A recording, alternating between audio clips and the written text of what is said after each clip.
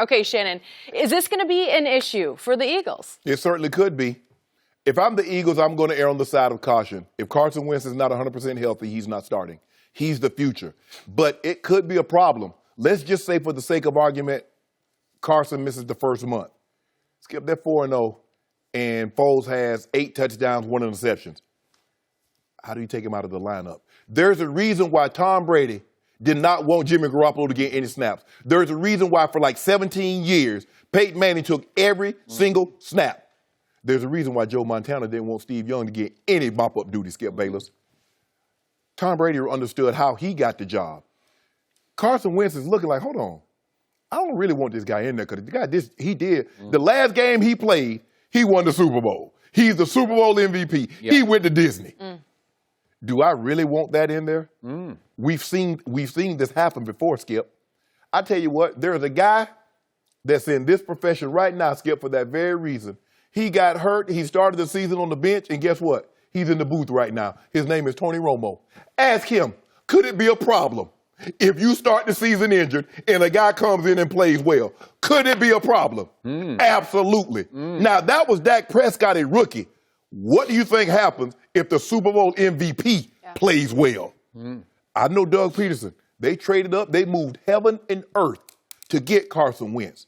But it's hard for me to believe, Skip Bayless, the Eagles start out 4-0 and Foles has played well.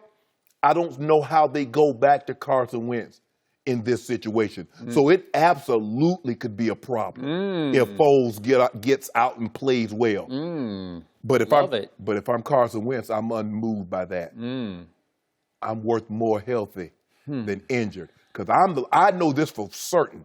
I'm the long-term fix. So, allow me to say that this is the first time I can ever remember a mayor speaking about football intelligently, because usually they try and they're making silly bets with the other mayor, and they don't really get it, and they sound foolish when they try to talk about their team. He got a bunch of clam chowder last year. A bunch of them. He got a big old pot. Thanks to Malcolm Butler. Don't do that, Skip. So I found the comments of one Jim Kenney when I watched him last night, the mayor of Philadelphia. I found them refreshingly intelligent and insightful and savvy and plugged in, because the response that really told it all for me was when the interviewer asked him, well, what do you think of all the talk about trading Nick Foles? He just jumped all over it. He said, no, you can't trade the Super Bowl MVP. Boom. Sure bingo. You can. No, you cannot. Yeah, you can. They traded Brett Favre. They traded a Deion Branch. Yep. Jim Kenney knows what's up. He does speak, I think, for a lot of knowledgeable, plugged-in Eagles fans, and there are many of those out there. It's a very savvy Eagles nation, and I take shots at them or have fun with them and trash talk with them occasionally, but I do respect their football knowledge because they love their Eagles and they get and know their Eagles and how the game is played. And they know, deep down, just what the mayor knows. They know that Nick Foles played some extraordinary playoff football, the likes of which I don't think we've ever seen before.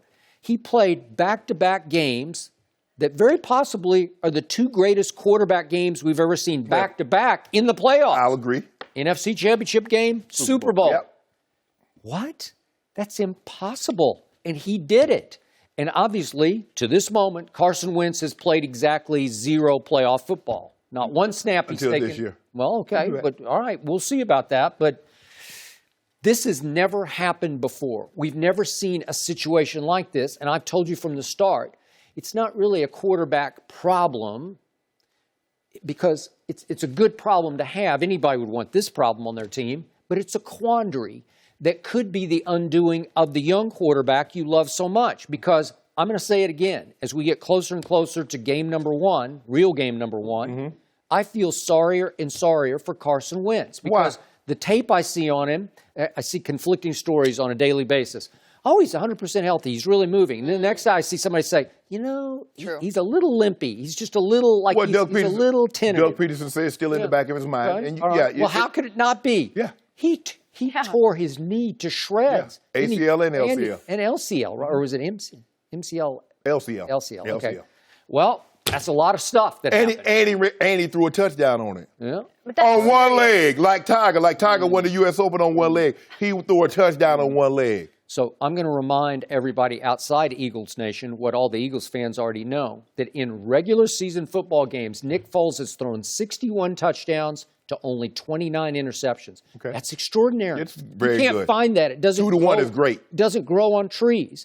In the postseason, he's now 3-1 as a starter. Not a huge body of work, but he's 3-1 and easily could have won the one against Drew Brees his first year starting for Chip Kelly because he played well enough to win the game, and it took Drew Brees, big kickoff return, late drive, walk-off field goal to beat Nick Foles. So he's very close to being 4-0, and he's 8-1 in the postseason, touchdowns to interceptions. That's Rodgers-esque. That's pretty great, man. That's Brady-esque. Rodgers. That's what that is. And so everybody knows that for the first time ever, Carson Wentz he's had no threat to his job, certainly his first 2 years of starting, right? That's normally what happens, Skip. When you get a guy, you find him, you don't bring someone in to challenge him. Did they bring someone in to challenge Dak for his job? Of course not. It was upside down, just like Tyrod and Baker Mayfield are upside down because they'd already signed Tyrod when they decided, let's take Baker, right? But they were high up in the draft, Skip. Listen, let's not forget, Nick Foles was a year away. He was thinking about retiring. And Doug Peterson had him in Kansas City. When he got the job to go back to Philly, he's like, bro, come on. You know my offense. Okay, so was there any threat to Carson's job the first year when he really struggled and went 7-9 and had the 24th worst QBR in the league? No. Nope, no threat. Did he ever think, I'm going to get benched if I don't play better? Nope, not at all. Last year, got off hot, stayed hot. Well, I think Nick Foles last year was Nick Foles' first year back in Philly, right? Okay, but there was zero threat because, to your point, then he had bounced around to St. Louis and Kansas City. If Carson Wentz was healthy, would there be a threat? If he came back healthy right now? Yes. Heck yes, there'd be a threat. The pressure has mounted exponentially now on Carson Wentz because you have to play. These fans, as you know, they're probably the quickest to boo in all of pro football. So you don't think they'll boo Carson Wentz if he gets off wrong, if he throws 3 interceptions? Yeah. So what do you think will happen to Nick Foles if he throws 3 interceptions? Okay, well, the same thing would happen, obviously. But now you have a quandary because you have one guy who just owned the playoffs and another guy who's not played a single playoff down, but who owned the regular season last year. He just needs to get healthy. He can't let Nick Foles winning the Super Bowl. He can't let Nick Foles possibly starting and keeping him on the sidelines. Health is the most important thing. He has been able to play freely for 2 full seasons until he got hurt last year. Yeah. You can't play freely anymore. You know, if you rush back, quote unquote, Mayor says don't rush. Yeah. But let's say you do because you're a competitor and you say, I got to hold on to my job. I can't give Nick Foles this chance. And you push Doug Peterson and the training staff and the medical staff. You just say, hey, I'm okay. I need to go game 1. And you go out there and stink it up. You know and I know what's going to happen. No, it's going to rain booze. It's not going to happen. Yep. Carson Wentz knows, he says deep down, I'm a better quarterback than Nick Foles. Well, he might think that, but I'm not sure that's the case. That's very much the case. I don't believe Carson Wentz could have done what Foles did in the playoffs last year. You want to talk about poise under fire? He'd probably have about 7 touchdowns against that Patriots defense. I'm going to remind you, do you realize what Nick Foles did to the number 1 ranked defense in pro football? Your Minnesota Vikings? Yes. Torch. And what do you think walking to him would have done?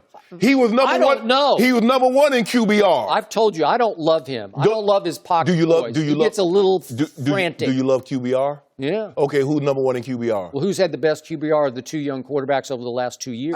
I go Dak Prescott year to by year. far. I go year to year. Far. I go year to year. Yeah. So Carson Wentz would have finished first if he had finished. He did finish first. Well, he didn't finish Yeah, the year. Skip. You got to finish. No. Yeah. He had enough attempts to qualify. And you gave Dak Prescott an F for his performance last year, and he plummeted all the way to 4th in NFL QBR. Plummeted.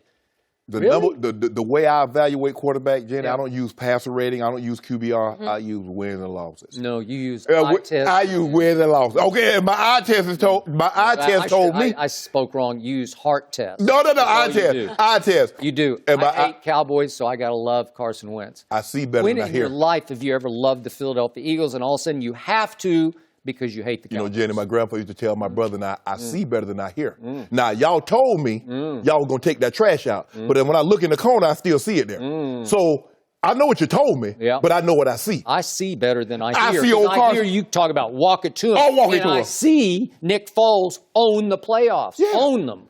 That's only, no one's ever owned them. That's only because walk it to him was injured at the time. Walk it to him's in big trouble. No, he's not. Yeah. No, he's not. He's going to crumble under this pressure. I feel for you want that to happen. I don't want it. Yeah, you It's do. just going to happen. I'm sorry. It's happening right before your very eyes. No, it's not. The mayor summed it up. You can't trade the Super Bowl MVP. So now the mayor is James Andrews. What the hell, Skip Bayless? And they can trade the MVP. Let me ask you a question. How did Joe Montana get to Kansas City?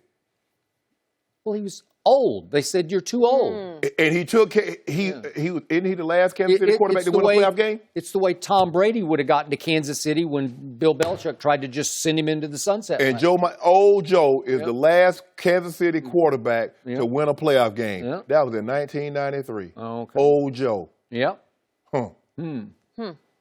What about old Brett Favre? What's your point? They traded Super Bowl MVPs. Is Nick Foles old? Yeah. He's just entering his prime.